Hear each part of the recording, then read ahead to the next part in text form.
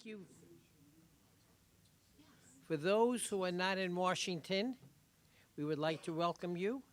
For those who are in Washington, we would like to thank you especially for coming because we're having a storm outside. They closed the schools early, and the fact that you have come is very much appreciated by the group of us. So thank you all for coming here today. For me, as an American, is a very special day. It's a special day because the United States is built on immigrants, people who come from different countries, and so on. And there is no stronger, more vibrant immigrant group in the United States than Congolese Americans today. And we're very happy to have you here. As somebody who just came 2 generations before, so I can't say we go back hundreds of years. And I'm particularly pleased because today we will receive a report from the Forum of Congolese Intellectuals from Abroad, FICE, on the recent elections that took place in the DRC for president and a number of local office holders as well. This is the first time this report is being discussed officially. I will leave any further discussion to the president of FICE, Joel Goy Shiso, who is sitting here and will make the presentation. Mr. Joel Goy is a founder of the organization, which has numbers 4,000 members in the United States, 8,000 members, including overseas people. He has been intimately involved in Congo, in what is going on in the Congo for many years. As I tell everyone, many of the reports on the election, many of our newspapers focus on one day, which is the election, the day the election took place. With Joel here, we're going to get somebody who's been focusing on elections since the first election under CICE, under CENI, which I believe was 2006 and so on. So he has a whole history. He's been following this election from the very beginning. He has been one of a number of groups, or FICE became one of a number of groups that were officially requested by the Congolese government to serve as observers, to give their frank review of the election itself, and perhaps more important, focus on what could be done to improve the process in the future.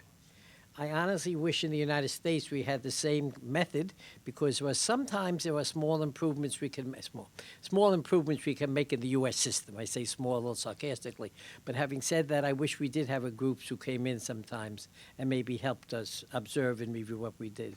Without further ado, let me perhaps introduce first Yehudu Shiso, who will summarize the report for us, review what's in it quickly, and then Joel will follow up and he will explain in greater detail the different points that are made and so on. Then we'll be open for questions, perhaps further discussion and so on. So again, thank you all for coming, and let me give the podium to Yehudu to explain to give the summary of the official observation report that Joel will discuss in greater detail. Thank you very much.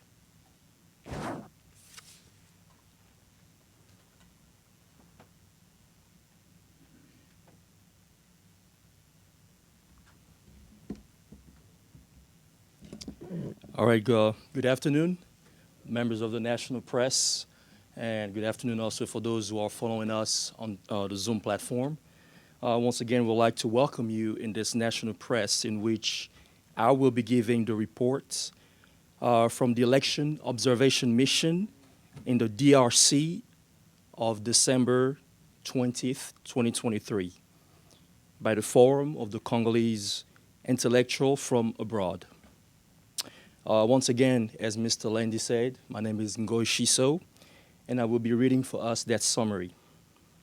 So here's the summary from the Forum of Congolese Intellectuals from Abroad, released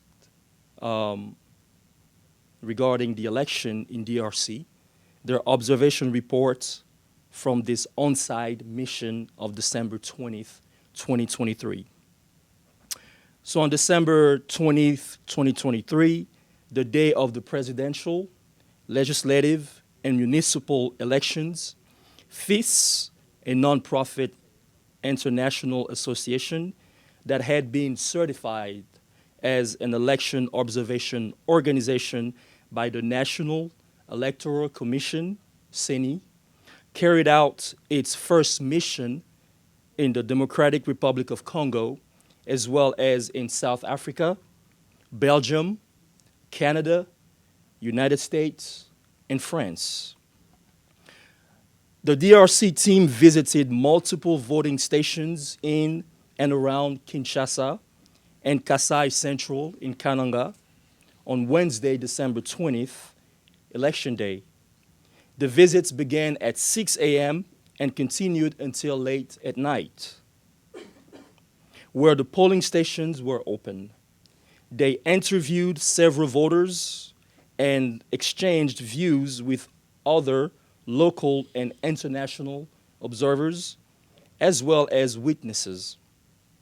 The FICE team had access to the offices in the visited centers and generally affirms that the voting operations were carried out according to CENI's procedural rules and international standards. Nonetheless, suggestions for the future emphasize the need to mitigate the influence of technical, logistical, and timing challenges. Revolving issues associated with the timing of voting operations requires drawing on legal precedents from the 2018 and the 2023 cycles to refine existing legal frameworks. Given the underlying conflicts between various churches and CENIs regarding office designations and electoral process, a thorough revision is deemed essential. Here's the observation. The FICE team observed the excitement and determination of the Congolese voters even under heavy rain. They noticed with great satisfaction the freedom afforded to Congolese citizens to exercise and execute their civic duties. All of the CENI's agents at the voting stations at the FICE team visited showed respect and care for voters. The centers were equipped with people to assist those with various disabilities, elderly people, pregnant women, and people in limited mobility. Voters were disciplined, conscientious, enthusiastic, and very patriotic. Despite some of the logistical and technical challenges encountered, several positive aspects emerged in the DRC December 20th electoral process. There was an increased voter turnout, and though some pictures of voters' IDs had faded, CENI was able to retrieve the voters' information electronically using fingerprint and retina technology in their system, allowing voters to fulfill their civic duties. The implementation of state-of-the-art technologies helped streamline the voting process, contributing to more efficient and transparent elections, unprecedented in most African elections. The Bosolo Center, a high-tech information laboratory, offered all stakeholders the only reliable center to bring together all observers and the press where they can receive real-time information about election proceedings. Lastly, the inclusion of diverse political voices and parties demonstrated progress towards a more pluralistic political landscape in the DRC. In contrast to the 2018 elections, the confirmation of the CENI as the sole authority authorized to provide the provisional results, fostered a tranquil atmosphere conducive to accepting the final outcome. Some of the challenges and points for improvement include logistic challenges included tardy machines deliveries, delayed commencement, and prolonged voting queues. These obstacles were navigated while considering the extensive geography, infrastructure, intricacies, and the continual expanding voters database. On the evening of the elections and the days that followed, various political leaders engaged in tension creating analysis and declarations which cast doubt on the results to be announced by the Independent National Electoral Commission. The extension of the voting time created controversy that could have been avoided by clarifying the legal framework. Now, without any further ado, I would like to invite the president of FICE that will come and give us a more detailed observation about the electoral mission in the DRC Congo of the election of December 20, 2023. Thank you. Thank you very much, sir, Yedidia. And thank you very much, my friend Stephen. We have been working together now 8 years, a long time. We also want to recognize the presence of those of the press. Thank you for joining us and be able to have questions on the election. I also have the presence of FICE members who came from Washington, D.C., from Charlotte, and many of them are connected online. FICE, the organization that was accredited for observing the election, was founded 3 years ago here in the US. And today, we have offices all over the world, 8,000 members coming together with the mission to simply bring Congolese intellectuals who live and work abroad in the framework of reflection, exchange, actions on issues that affect our beloved country, the Democratic Republic of the Congo, and also our integration in foreign countries where we live. We are very happy for what we have done so far because of today we have an office in Belgium, France, Switzerland, South Africa, Congo DRC, Australia, Belgium, if I did not mention it, Canada, the US. And beside those agencies, we have members, and they all participate to what we try to achieve for our country and for the country we live in. So we deployed a team of 13 observers coming from different countries. We met in Kinshasa. So we visited, in the diaspora, we visited 2 centers. We had 2 observers. And the third one was the center under the care of the Congo DRC Embassy. But there we simply had information of those who went for voting. So in Kinshasa, we visited 21 polling center. Kasai Central, 24 center. In the diaspora, we had 2 accredited members. In Kinshasa, we had 7. In Lubumbashi, we had 1 FICE member, but helping with observation, not as an official. and in Congo Central, we had also 1. Let's give some numbers about the enrollment.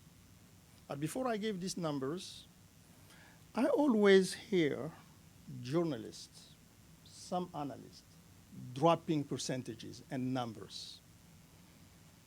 I always ask them, 20% of what? Or what are your data to come to the conclusion? And as people try to compare 2006, 2008, 2011, 2018, and 23 elections, they say, oh, it is the same.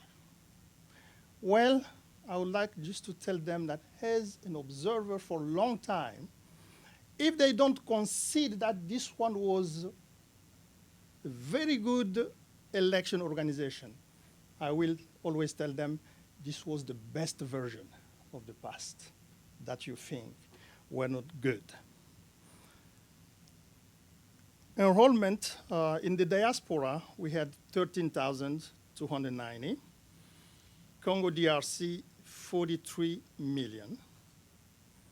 Ballot cast, 5,000 in the diaspora, 18,900,000 in the DRC, and the turnout was 40% in the diaspora, 43% in Congo DRC.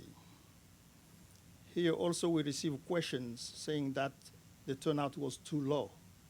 First, you don't oblige anybody to vote.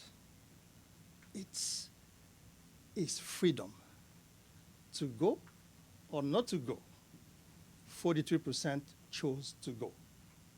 Second, the turnout is a work of political parties, civil societies that encourage their members to go vote, because it's from that they have the chance to be elected or not.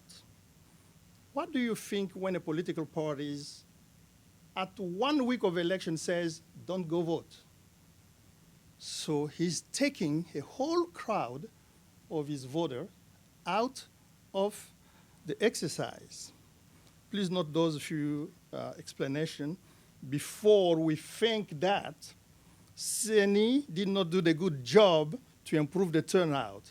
It is not his job to do the turnout, but to work with all other stakeholders so that they can increase the turnout. CENI had a counting of polling stations. Out of 75,478, CENI compiled data from 64,198. 11,208 were not counted. 3 reasons why 11,000 were not counted. Some did not receive the material at all because of logistical problem. Some others were taken hostage by people who believed that maybe on that polling station they are cheating, or to simply they came from the group who didn't want the election to take place. So we began our visit at 6 a.m. and we continue until the last polling station we visited were open. We heard that everything was late. No, at 6 a.m., your observer were already on the ground and witnessed that some polling stations were already open. During our visit, we interviewed several voters and we exchanged views with other local and international observers and also witnesses. For those we met in Kinshasa, we cannot really tell to you here that we had the impression that it was a total chaos. things were working from the center we visited. Our team had access to offices that we visited, and we can really confirm here that voting operations were carried out according to CENI's rule and international standards. Those international standards come from, for example, Carter Centers. They come, for example, from SADC, and they come from African Union. CENI really did it best. What do we say did it best? Our work with my team did not start on the 20th. We will give you a full report where we will show you how those standards were respected by CENI. We really saw excitement of people going to vote. You will see some videos. I don't know why, whether it is in America or somewhere else, people are excited to vote. But I give you the answer. They are determining their future through the leader they're going to choose. So we saw that excitement in Congo, even though it was raining. Have you visited Kinshasa or any other part of the Congo? What happened, ma'am? What happened when it rains? You stay home. On that day, voters said, even if they are electrocuted in the street, they're going to vote. Even if they get there wet, they're going to vote. We need to applaud Congolese people for such a determination. We noticed that Congolese people were afforded freedom to exercise their civic duties. Think about election 2006, 2018, and in between, 11. Some area was completely blocked. You cannot go out because the government ruling at the time didn't want you to go vote. In this case, the freedom was completely total. We saw also that CENI agents were really showing respect to voters. They were not pushing them, cursing them, or thinking that they are the least, just coming to share their time. CENI people assisted elderly, pregnant women, and other people with disability, helping them to navigate through the voting. I will show you some pictures or videos here. The voters themselves, they were disciplined. They have the conscience of what they were doing, and they were enthusiastic and patriotic. When we say discipline, we were with my friend Landy in Kinshasa. We don't know what is called to make a line, to go to the bus, for example, or enter in the building. We don't know that. We don't know what means line getting in the airplane. We move as a crowd. Let everyone learn how to jump and be where he wants to try to get. On this day, Congolese people were lining up themselves and doing the best they can for no one to cut the line. We noticed that CENI used state-of-the-art technology as a voting machine, and this really helped to streamline the voting process and made the election efficient and transparent. I would like to, Walter, please go to the next, and see if you can play that video.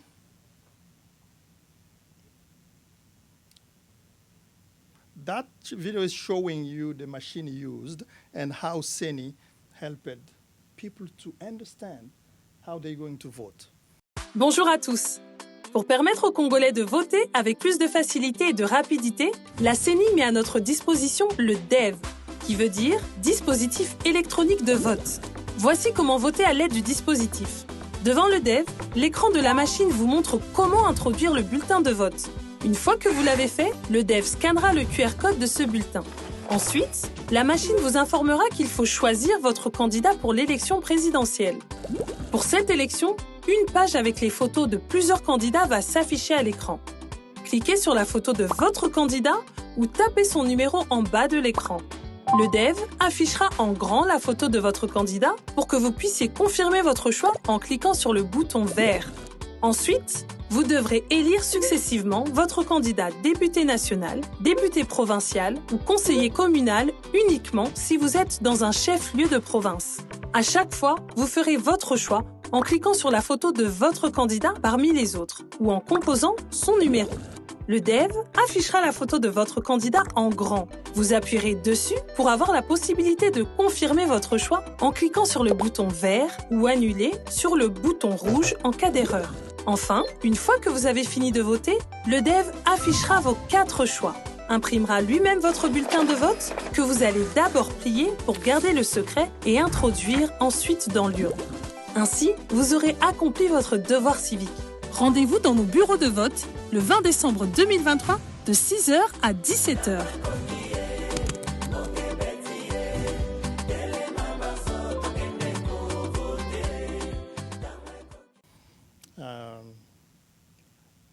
But it was a state of the art. I know machines in the US. That was really a big innovation. CENI put in place what is called the Bosolo Center, which means the place for truth. And this is a high-tech laboratory that did offer to all stakeholders to come together, observe, and have real-time information about the election proceedings. And this is how the center looked like.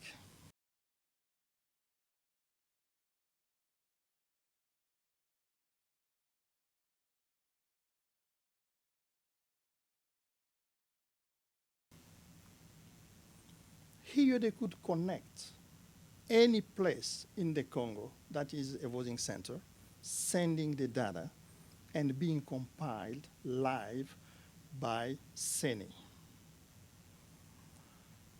So in contrast to 2006, 2011, and 2018, the confirmation of the CENI as the only one allowed to give result was upheld. Because you remember, 2011, 2018, the Catholic Church gave his numbers. We don't know where they came from. Political parties gave their numbers before even CENI gives the real result. That creates a lot of tension in the country. This time, it was avoided. The extension of voting time created controversy, but we believe that CENI can use that controversy to change or amend their legal framework.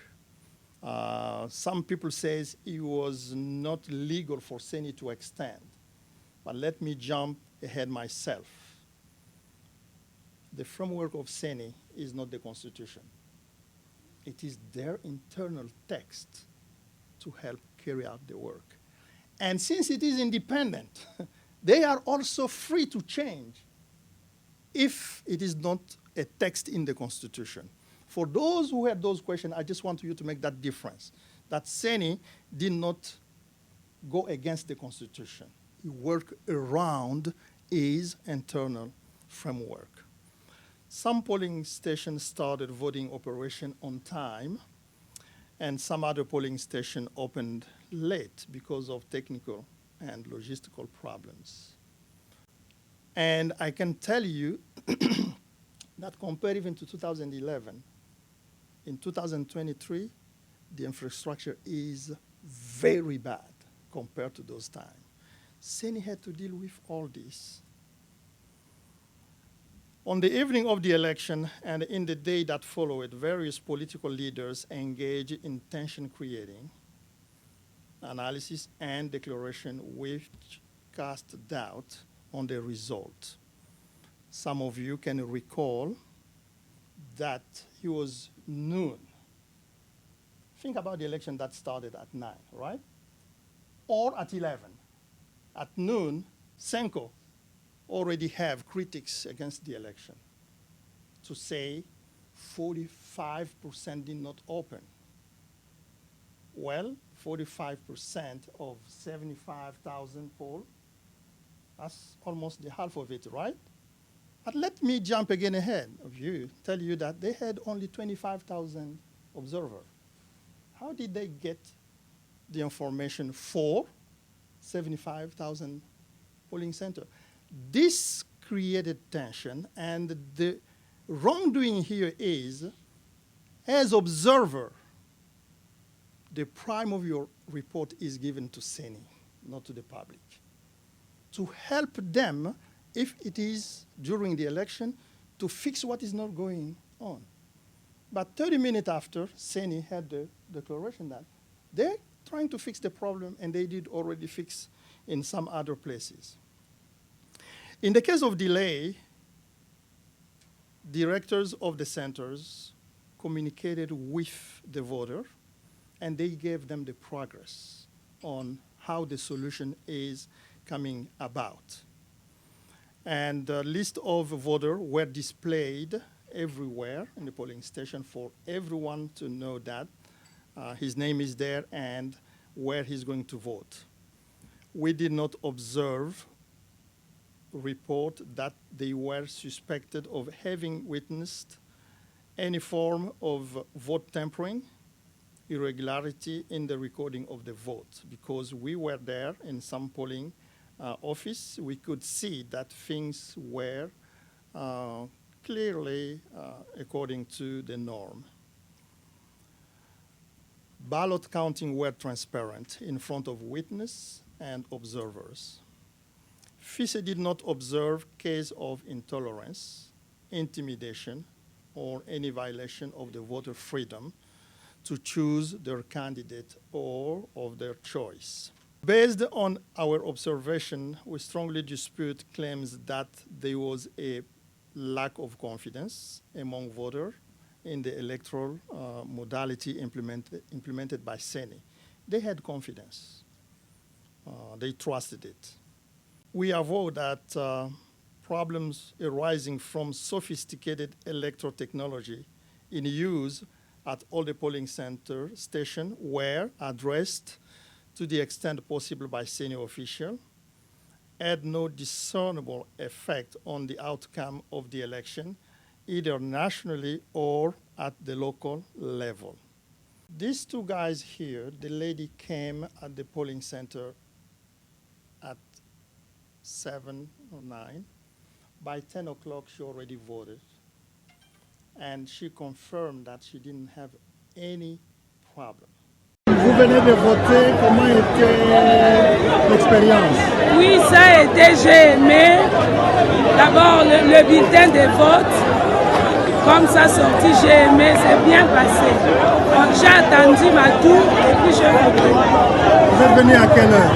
Je suis venu à 10 heures. 10 heures. Est-ce qu'il y a des problèmes pour les gens de voter? Non, il n'y a pas de problème. Tout se passe bien? Oui, tout se passe bien, il n'y a pas de problème. Est-ce que vous allez accepter les résultats qui vont sortir? Bien sûr que oui. Pourquoi? Bon, en fait, on sait, on a vu nous-mêmes nos candidats, comment ils ont fait leur campagne. On a vu. Je suis sûr qu'on va accepter les résultats. Merci beaucoup. Merci. The next was a young man I met around 7 a.m. Remember, the polling station had to open at 6 a.m. At 7, he already voted, and he was going back home, and he gave this confirmation. Comment on nani? Très bien. Yo aussi on votait déjà? Oui, on a déjà la salle. Uvote wapi? Vote na changu. Vote za eleki ndenge nini? Vote eleki na malamu. Très très bien, merci beaucoup. Hein? Okay. Félicitations. Merci beaucoup. Merci. In this video, you see, for those, the election did not start on time. First, the supervisor at the center explained to them the problem. It's not like they were lost, not knowing what's going to happen. Second, they said, we're not leaving until we vote. And some of them, the lady you see at the end said, I will be here until midnight. Or the dawn tomorrow, the next day, until I cast my ballot. Ça fait longtemps que vous attendez. Depuis 6 heures. Pourquoi vous êtes là jusqu'à 7 heures sans avoir commencé de voter? Donc c'est qu'il y a des petites erreurs techniques, disons, des petites erreurs d'organisation qui sont arrivées et puis nous sommes là à patienter, à attendre sans problème. Nous sommes patients vraiment de voter. Pourquoi vous attendez avec beaucoup de patience?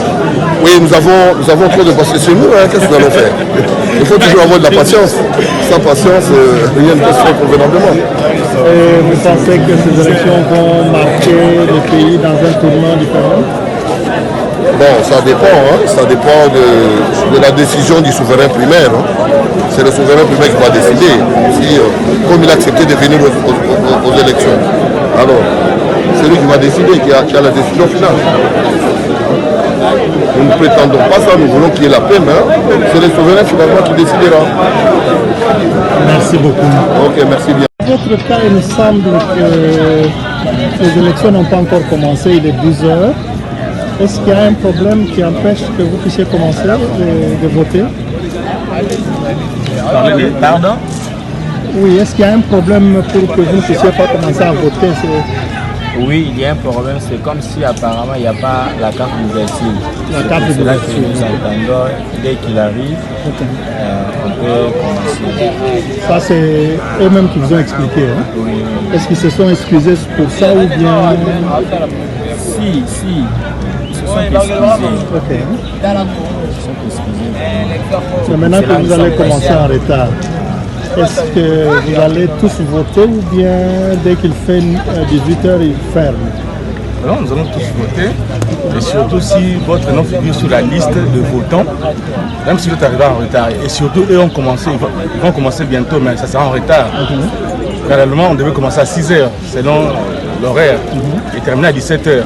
Mais il est presque 11h15, on va commencer. Je pense qu'on va continuer jusqu'à ce qu'il y ait les derniers votants. Madame, si vous allez être le dernier votant, est-ce que vous êtes décidé d'être là jusqu'à 23h ou minuit? Même à minuit, même à l'aube, moi je serai là. Même à l'aube? Même à l'aube, parce que je me suis décidée pour voter. Très bien, merci beaucoup, courage. Hein? Merci. So you see, at certain polling stations, things worked very well. At others, yes, there were problems, but it was explained. We know. We don't want to say here that there were no places where it was terrible. Yes, but we don't have information on those. And those who claim that have to give some proof like these pictures we are showing to you. To not keep you too long here, I would like just the last video to play, and I will stop there for your questions. This last video, even though we don't have the sound, we want to contrast with, oh, it was chaos everywhere. Watch from yourself if that's a chaos.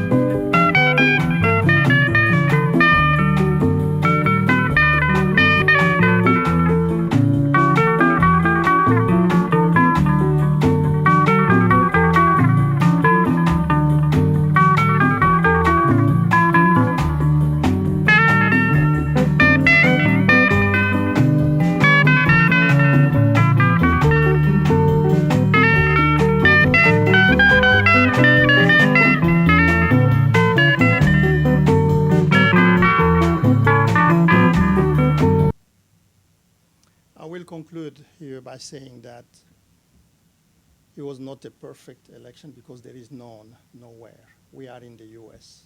We know what happened twice already. We need to have that honesty to recognize where things work. When we don't recognize that it did work,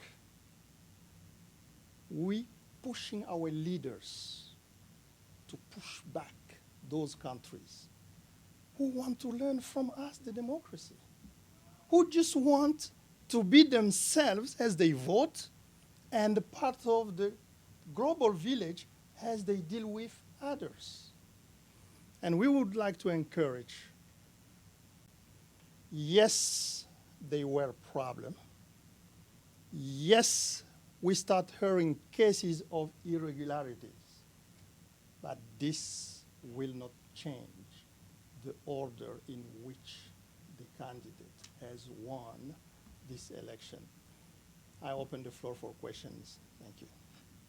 No problem. Quickly, I take some of the part of the question. The first part I want to is maybe to help you to correct. Don't address election questions to the Congolese government. Address them to CENI. It is an independent body for election. Second, foreign government want to investigate.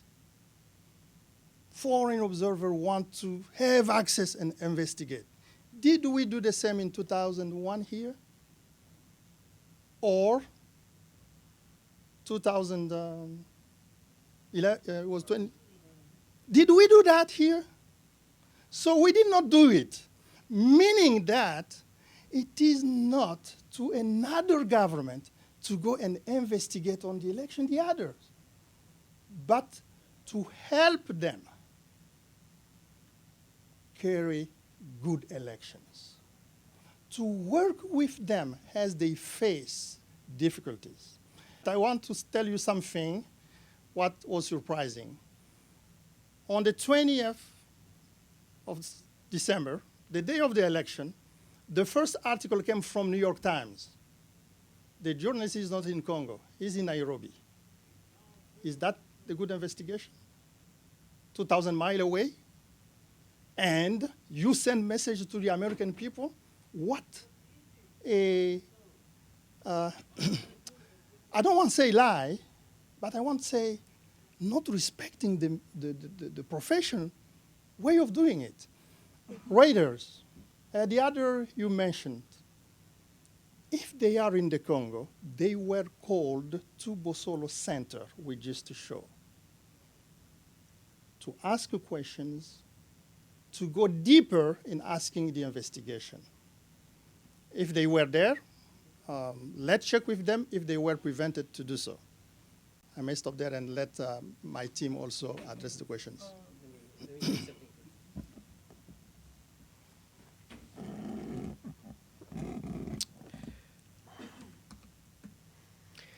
In order to understand the election, you have to be at the beginning, and you have to see the steps that CENI took in order to have as free and fair election as possible. No election is perfect.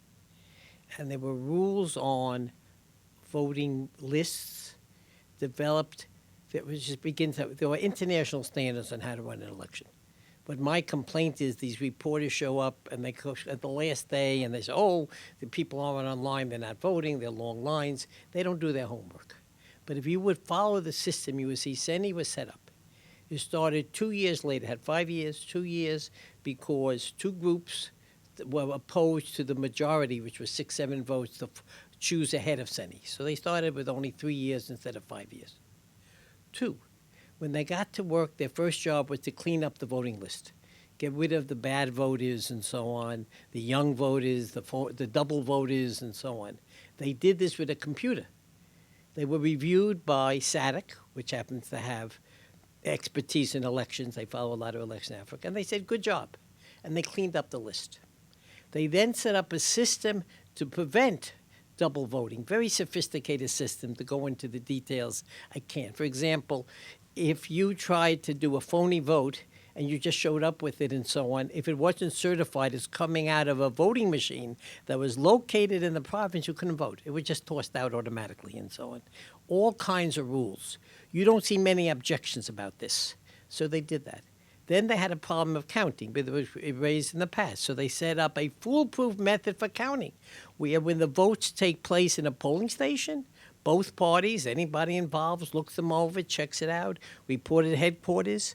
When they report, headquarters count them. If somebody feels there's been a discrepancy, they have another step called constitutional court. So I don't want to go through it, but it's all organized and is put together. They then have, and the U.S. doesn't do this, they invite observation missions to come, particularly important from the Carter Center. They haven't issued their reports yet. Newspapers go this way. So the point I want to make to you is that they are doing exactly what you suggested in an organized fashion. They have been checking, double-checking. I wish somebody would at least, in the press, would at least review all these steps that were taken to have a free and fair election. It didn't just show up. And let me, go on. But the real bottom line is that the Americans do not have respect that maybe the Congolese or anybody in Africa, anywhere around the world, had an own system of protection in there. And I'll just stop there. Bintambo, we were supposed to be observer, so which means just to say what we saw. But as you ask that question, you putting it in our mouth, asking our opinion. So this is our opinion. The election was free. The question that we have, the two questions that we were supposed to witness, was the election free? Was people free to vote? Were people there willingly? And was that democratic? Yes, the election was free. Was it fair? Yes, the election was fair. So second, to answer to your question, what the discrepancy? Did everybody had the same time in the media? Did everybody? Yes, everyone had the same time in the media, but some people choose not to show up. Some candidates choose not to show up. They have their own reason why, so they did not show up. Some of them were invited to CENI. They choose not to show up. They were running, but in their own rules. They did not want to follow the rules that CENI put forward for them. So to say that, there's this and this, the main point here is that people wanted to participate in this election, but with their own rule, not following the rule that was put forth by CENI and all the body together. So basically that's what we witnessed, but the main thing that we saw, the willingness of people to vote. They were patient. They wanted to exercise the vote. I know in the past, if you don't know the story in Congo, 5 years ago in the past, we have lost young men just because they wanted to have election. A brilliant young man. His name was Rossi. Very brilliant professor. He teaches at the university. He was killed just because he was telling Kabila regime that we should have the election at determined point and you should not add a second mandate. But now that they have a free, they express themselves freely, and then they were at the ballot. I think that answers your question. Just wanted to touch on the networks, right? You mentioned ABC, or why will CENI, I guess, or the Congo will allow them to come. Al Jazeera had been present and is still present in Congo, reporting constantly. All the press was there. But at least in Al Jazeera, they constantly show it, right, en boucle. And here it was maybe mentioned for a second, and then I never saw it again. But press was there, and it was being reported on. Maybe not the ones that we are familiar with here in the U.S., but the press was there, and they were given access. About the 73%, we cannot comment on that. Only CENI can.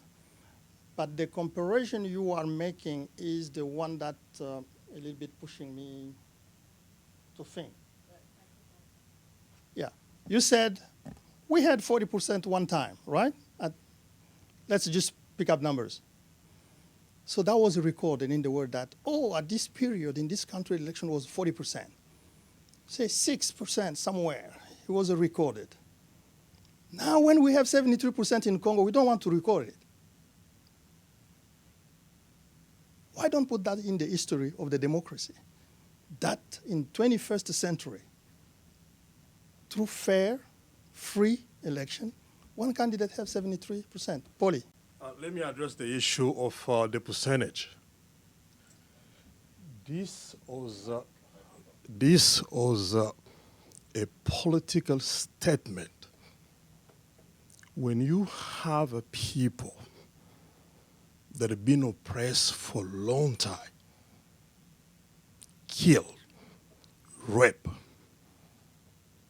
destroyed, a country that has been looted, and then you give them the opportunity of fair and free election, they will punish you. They will send a message. They will tell you, this is our time. Very much, Polly. Any other question, please? Please.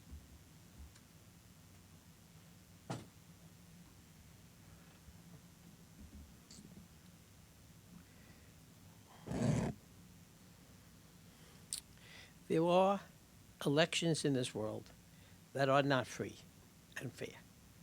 Some of them take place in U.S. allies, and people don't make a big deal about them. So in preparation of this meeting, I looked it up on the internet, and I said, free and fair election. And what came up? Egypt, Mr. Sisi, an important ally of the U.S. They had an election a week before the election in the Congo. This was the report that appeared in that. I did not look for any special report. The repression in advance of Egypt's presidential election is a substantial escalation in a political environment that already denies people's rights to political participation and to freedom of expression, association, and peaceful assembly. The authorities in this last election successively eliminated key challengers who announced their intention to run for the presidency. They arrested 2 potential candidates, give a name. A third and fourth candidates were placed under house arrest. And they needed to get a candidate at the end, so finally they convinced somebody who was in a coalition that supported Sisi to run. And that's an election. Now, that's a bad election. The same report, by the way, appeared in Bangladesh with the same kind of information and so on. So let us be clear that what took place in the Congo, not perfect, but in no way close to this situation. And do you read one article about the Egyptian election? I doubt it, and so on. What happened in the Congo was that there was a free and fair election with all the systems. There was free. No one accused somebody of not having the right to vote, of not having the right to meet. No one accused anyone. There was one accusation that some political convoy led by Mr. Faulu wasn't able to get the vote. But the full story, which they don't tell, was that that convoy was stopped by the governor because on the same day that he wanted to participate, the party that DPRK, whatever the name of the party was, that party was going to use the same exact location. There was only one place to speak. So the governor said, I don't want violence. You guys can't speak at the same time. You can come back anytime you want, but just don't come back on the same day. And they denied the president's political party the right to vote, a right to participate in the same way. The second thing, which is so obvious to me, when you do a ballot, you always try to put your name number 1. You know where President Felix Tshisekedi was on this ballot? There was 23 candidates. Everybody ran. He was number 20. That's not favoritism to be number 20 on the list. I don't know if it was alphabetical, how it was put together. But there's no indication that any of these horrible things happened in this election. Then you bring up the percentage. And I'm not going to judge somebody's percentage, but I'm going to tell you that if one candidate is campaigning, wants a free and fair election, going out, getting 73% is fine. The other candidates didn't get their people voting, if you look at the numbers. They just didn't even bother. Somebody who spent more time in the United States trying to visit with U.S. Congress and making speeches, he wasn't over in the Congo, he wasn't in the Congo campaigning. So all I would say is that rather than judge, There was a successful campaign. President Felix got out his vote, so he had a higher percentage, and other people didn't get out their vote for whatever reason. I think some people from the beginning said we want this to be a failed election. So we have ways to get into power and so on, and actually was mentioned. So I think, and this is the point that Mr. Bin Talbay just made, the report is designed for one thing, to deliver what people saw, and that's what it does, and we're very supportive of that. When we go into question and answers, we get perhaps, things that are not in the report, but there's what our views are. And the reason why we have to state these views the way we do is, and this was just raised by 3 people, is that the American press is not there to look in the same way as they look in an election in the U.S. And they will take information, very often from opposition candidates, and just reproduce it and so on, whatever they do. But the information that you're getting, particularly from the Congolese, is this is what happened. And to repeat, the fact that the Congolese are not in the streets protesting, the fact there were not police walking around arresting people like occurs in some other countries and so on, the fact that there will be celebrations on the day of the inauguration when it takes place, January 20th, January 23rd, it's a signal that the Congolese people accept it. So the message that I think we are delivering is, please, in the United States, look at the facts, take a step back, don't just look at press releases and so on, etc., and try to form a decision. And the decision based on observation of what happened, decisions based on some background, seems to be that this would be numbered among free and fair elections. Anyway, thank you. So, yes, sir? My name is Femi Akimbi. I'm a Nigerian. I'm also a friend of Congo for over 25 years. We have organization here in the city.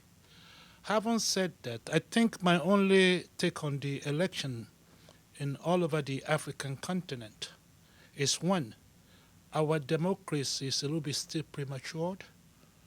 Secondly, majority of the African continent uses language base that the native or the indigenous of the country, majority could not speak.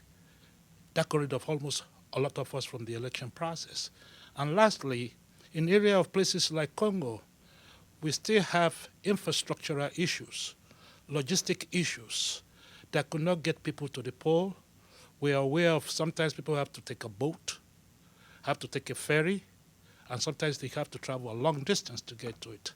I think those are some of the constraints of the democratic process in the continent, and anybody who wants to make a fair decision or observation about it should consider those things. Again, I thank you, Femi Akibi. Well, thank you very much. And if there is no other questions, we conclude our press conference. And thank you all for coming.